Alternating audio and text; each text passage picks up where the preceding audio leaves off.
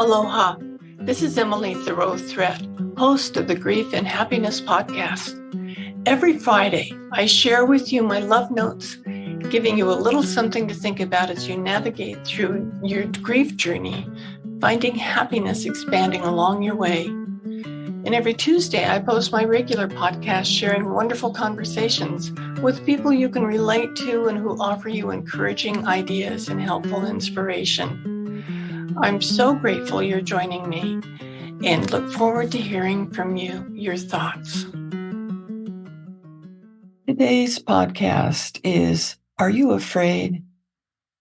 When I asked my group what they would like for me to write in a blog, one of them said, the fear of going it alone after being with someone for so many years. I can understand that, and I did experience fear after Jacques died. I was afraid of a violent neighbor. I was afraid of being alone. I was afraid of not knowing what to do. And I kept finding things to be afraid of. When Ron and I got together, he taught me about fear. He told me that there are only two real emotions, love and fear. I could choose to be in love, or I could choose to be in fear. At that point, I had fallen in love with Ron, but I still had things I was afraid about. I started researching this idea to see what others thought, and I discovered that this concept dated back to ancient times. What I discovered is that fear is not real. For instance, most of my life I had a deathly fear of heights. I assumed it was because when I was very young, I'd fallen out of a 2-story window and landed on the concrete, fracturing my skull. Now, that would be a good reason. I would feel terror whenever I had to be in a situation where I was up high. I would shake, feel sick to my stomach, and become short of breath. I'd always worn glasses, and as an adult, I discovered I could have LASIK surgery to correct my vision. The surgery was quick and simple, and as I got off the operating table, I suddenly discovered why I had been afraid of heights. With my astigmatism corrected, the floor was now where it belonged. It no longer appeared to me that at each step I took felt like falling off a cliff.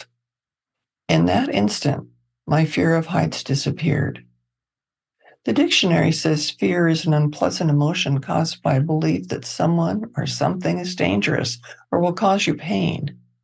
If fear is simply an emotion, you can choose not to feel it. If something is dangerous, you can rationally figure out a way to deal with it so as to not experience the danger. For instance, it's dangerous to walk across a busy street without looking both ways.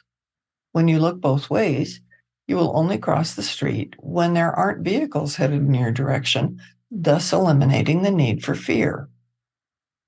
Not experiencing things that will cause you pain is not so simple. You may fear being alone because of the pain of your loved one's death.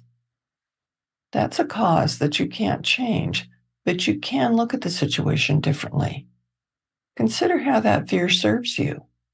What do you get out of being afraid? Chances are you don't get anything positive. If you aren't getting something positive, why have it? Recently, I had an issue with my kidneys. My friend, who's a homeopathic doctor, asked me what I was afraid of because in Chinese medicine, fear is the emotion of the kidneys and the bladder. I thought about this and realized that at that point in my life, I don't really have any fear. It did cross my mind that both of my husbands died of complications of renal dialysis. But examining my feelings about that, I realized that I'm not afraid of death. I've had a wonderful life full of rich experiences and love. So if I would die right now, it would be with a smile. And it seemed to me that death is the biggest thing that people fear. And if I don't feel that, I really am fearless.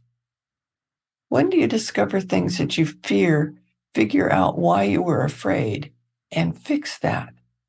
If you fear your financial situation, get help to figure out how to best live within your means and pay off your debts.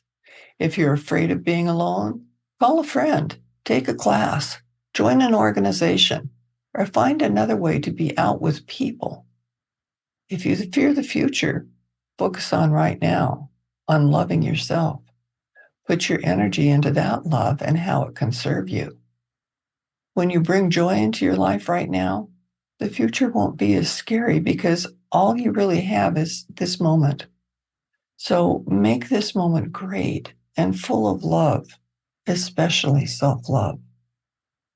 I recently had a wonderful conversation with Justin Coughlin, a gifted jazz pianist who became totally blind when he was 11 years old.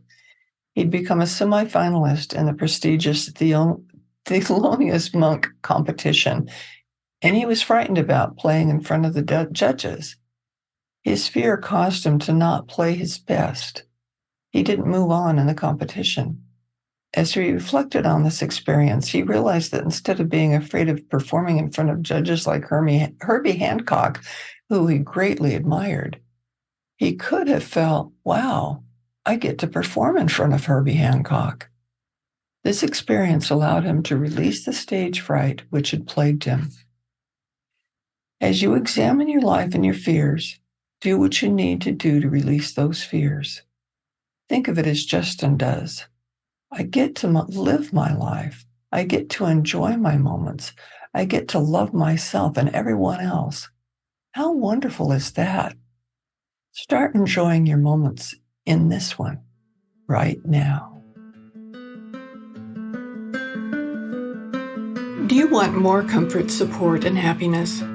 Join the Grief and Happiness Alliance. Visit my website at lovingandlivingyourwaythroughgrief.com and read my book, Loving and Living Your Way Through Grief. Be sure to subscribe to our podcast, rate it, review it, and binge on all our episodes on grief and happiness. I can't wait to welcome you back to another episode